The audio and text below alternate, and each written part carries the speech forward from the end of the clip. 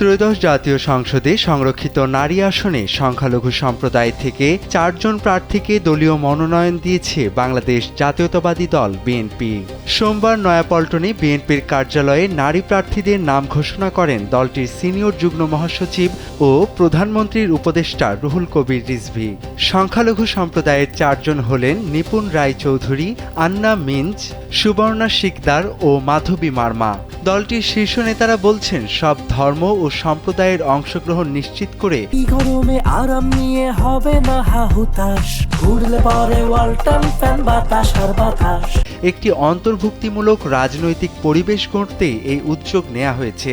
সংরক্ষিত নারী আসনে চূড়ান্ত মনোনয়নপ্রাপ্ত অন্যান্যরা হলেন সেলিমা রহমান, শিরিন সুলতানা, রাশেদা বেগম হীরা, রেহানা আক্তার রানু, নেওয়াজ হালিমা আরলি, মোসাম্মদ ফরিদা ইয়াসমিন, বিলকিস ইসলাম, শাকিলা ফারজানা, হেলেন জেরিন খান, নীলোফার চৌধুরী মনি, জেবা আমিন খান, মাহমুদা হাবিবা, সাবিরা সুলতানা, সানসিলা জেবরিন, সানজিদা ইসলাম তুলি, সুলতানা আহমেদ, ফাহমিদা হক, শামিমারা বেগম স্বপ্না, শাম্মী আক্তার, ফেরদৌসিয়া আহমেদ, বিথিকা বিনতে হুসাইন, সুরাইয়া জেরিন।